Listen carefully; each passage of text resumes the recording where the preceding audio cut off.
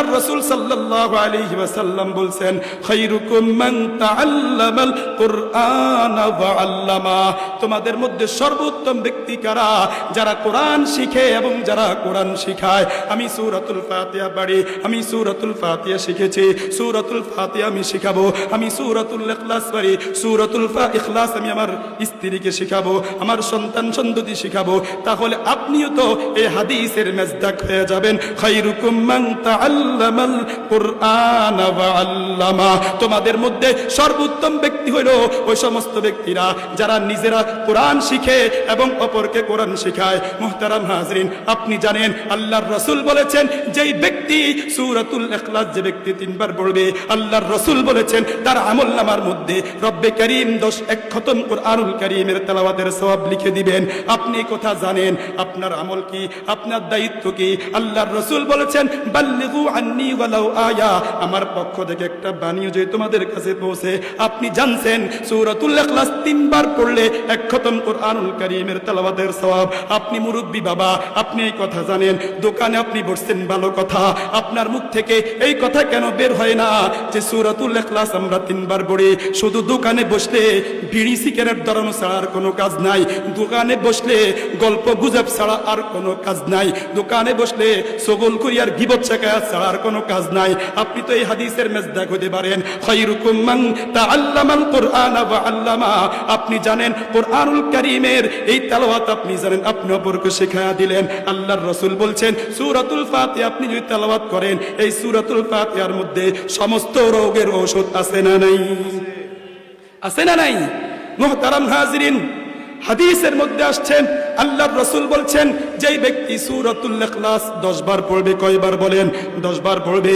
আল্লাহর রাসূল সাল্লাল্লাহু আলাইহি ওয়াসাল্লাম বলছেন, রব্বে কারীম তার জন্য জান্নাতে একটি রাজপ্রাসাদ তৈরি করে দিবেন। সুবহানাল্লাহ, আস্তে বলেন, আরো জোরে বলেন সুবহানাল্লাহ। সুবহানাল্লাহ পড়লে লাভ আছে না নাই?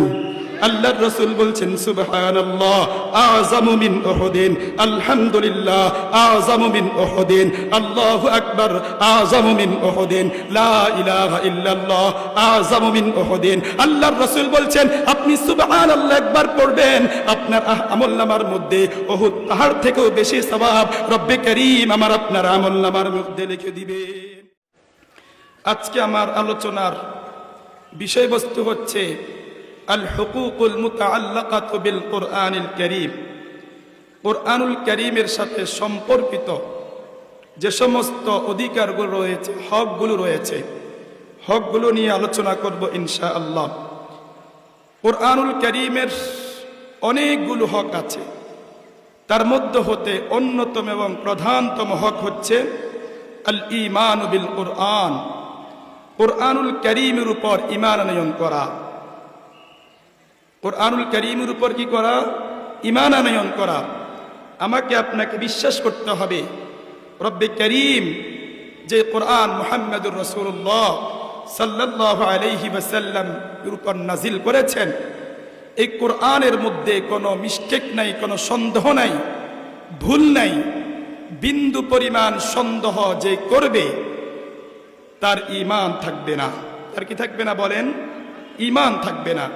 কুরআনুল কারীমের প্রথম হক হচ্ছে আল ঈমানু বিল কুরআন, কুরআনুল কারীমের উপর ঈমান আনয়ন করা।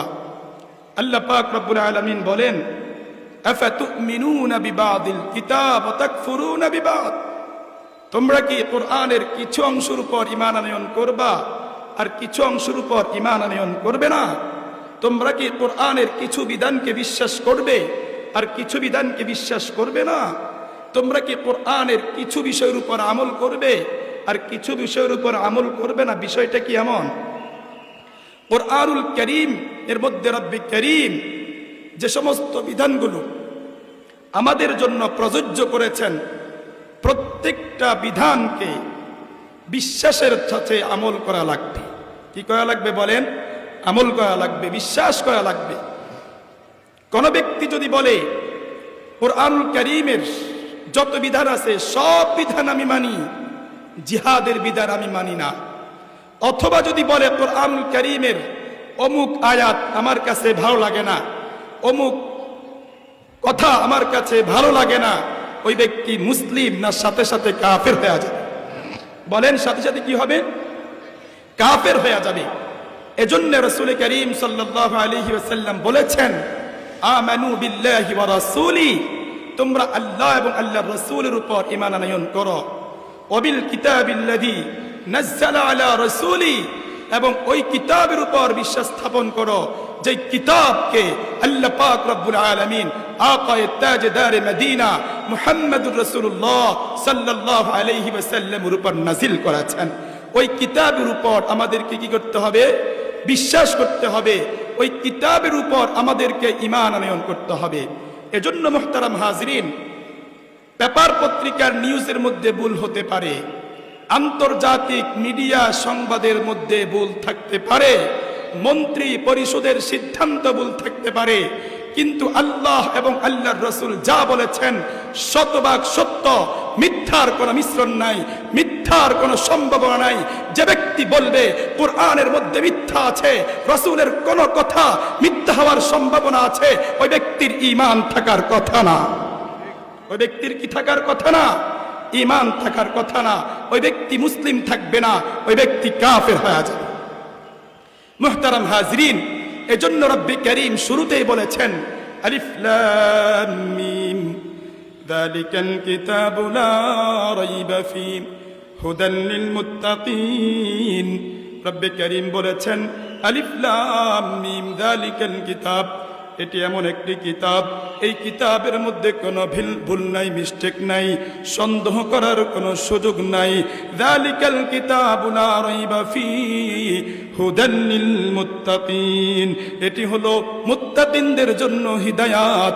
আল্লাহ পাক রব্বুল আলামিন হুদাল লিন-নাস, এই কোরআন হচ্ছে মানুষের জন্য হিদায়াত। এই কোরআনের মধ্যে কোনো ভুল নাই, মিস্টেক নাই, সন্দেহ করার কোনো সুযোগ নাই। তাহলে এক নম্বর কি বলেন? কোরআনুল কারীমের উপর ঈমান আনয়ন করা। নাম্বার 2, কোরআনুল কারীমের বিশুদ্ধ তিলাওয়াত শিক্ষা করা। 2 নম্বর কি বলেন? কোরআনুল কারীমের বিশুদ্ধ তিলাওয়াত শিক্ষা করা। قال النبي صلى الله عليه وسلم طلب العلم فريضة على كل مسلم ومسلمة। আল্লাহর নবী বিশ্বনবী জনাব রাসূলুল্লাহ সাল্লাল্লাহু আলাইহি ওয়াসাল্লাম বলেছেন, প্রত্যেক মুসলমান নরনারীর উপর ইলমে দ্বীন শিক্ষা করা ফরজ। কি পরিমাণ ফরজ? যেই পরিমাণ ইলম অর্জন না করলে আপনার ব্যক্তিগত জীবন আপনি পরিচালনা করতে পারবেন না, সঠিকভাবে আপনি নামাজ আদায় করতে পারবেন না, সঠিকভাবে আপনি যাকাত আদায় করতে পারবেন না, রব্বুল আলামিনের বিধানগুলোকে যথাযথভাবে আপনি আদায় করতে পারবেন না, আপনি যদি সেই পরিমাণ দ্বীনের জ্ঞান যদি অর্জন না করেন। এই জন্য আল্লাহর রাসূল সাল্লাল্লাহু আলাইহি ওয়াসাল্লাম এই কথা বলেন নাই যে দুনিয়ার সবাইকে, পৃথিবীর সবাইকে মুফতি হইতে হবে, পৃথিবীর সবাইকে মুহাদ্দিস হইতে হবে, পৃথিবীর সবাইকে খতিব হইতে হবে। আল্লাহর রাসূল এটা বলেন নাই।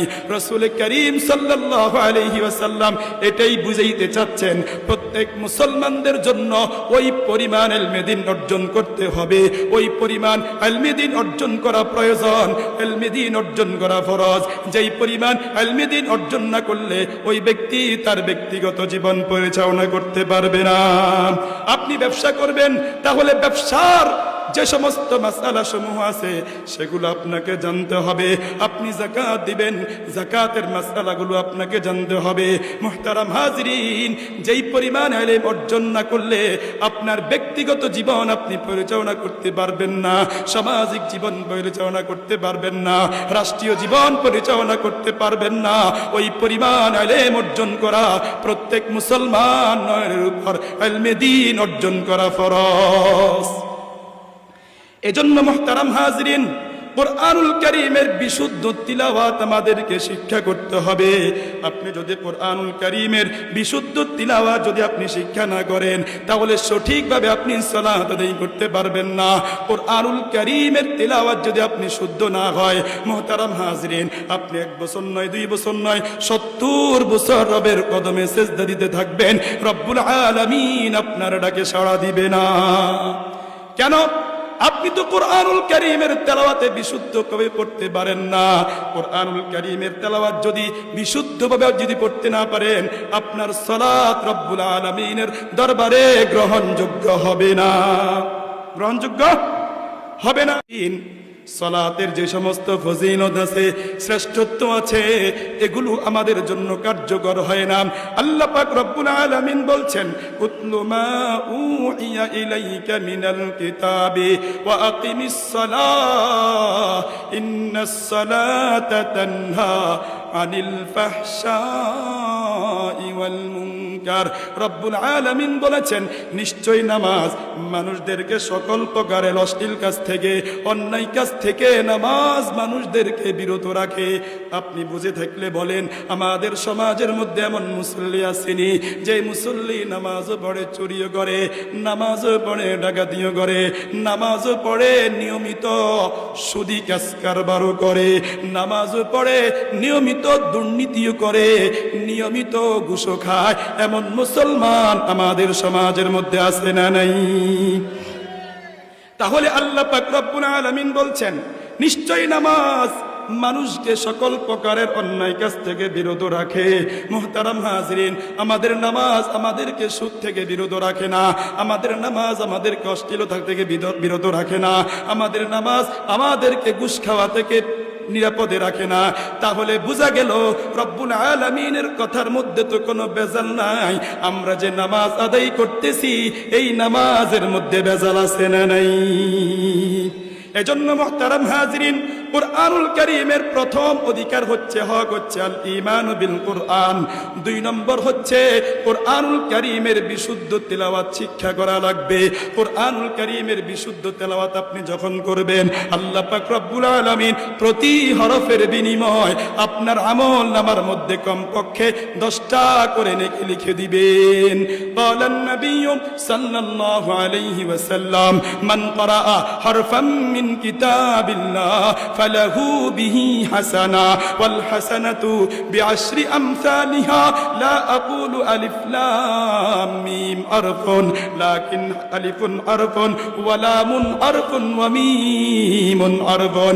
আল্লাহর নবী বিশ্বনবী জনাবে রাসূলুল্লাহ সাল্লাল্লাহু আলাইহি ওয়াসাল্লাম বলেছেন, যেই ব্যক্তি কুরআনুল কারীমের একটা হরফ পড়বে, আল্লাহ পাক রব্বুল আলামিন তার আমল নামার মধ্যে কমপক্ষে 10টা করে নেকি লিখে দিবেন। আল্লাহর নবী বলেন, আমি বলি না আলিফ লাম মিম আরফুন, আলিফ লাম মিম একটি হরফ, বরং আমি বলি আলিফুন আরফুন ওয়া লামুন আরফুন ওয়া মিমুন আরফুন। আলিফ একটা হরফ, লাম একটা হরফ, মিম একটা হরফ। সকলেই পড়েন আলিফ লাম মিম, আলিফ লাম মিম। এই শব্দটি পড়তে দেরি আমার আপনার আমলনামার মধ্যে 30টা নেকি উঠতে দেরি হবে না। আমাদের সমাজের কিছু আলোচক আছে, তারা বলে কুরআনুল কারীম যদি না বুঝে পড়ে তাহলে কোনো সওয়াব নাই। কুরআনুল কারীম যদি তেলাওয়াত করে কিন্তু বুঝে না, তাহলে কোনো সওয়াব নাই। আল্লাহ পাক রব্বুল আলামিন কুরআনুল কারীমের মধ্যে এমন কিছু শব্দ দিয়ে দিয়েছেন, এগুলার তরজমা মুফাসসিরা পর্যন্ত করেন নাই। সকলেই বলেছেন আল্লাহু আ'লামু বিমুরাদিহি, এটার অর্থ আল্লাহ পাক রব্বুল আলামিন ভালো জানেন। আলিফ লাম মিম অর্থ আল্লাহ পাক রব্বুল আলামিন ভালো জানেন।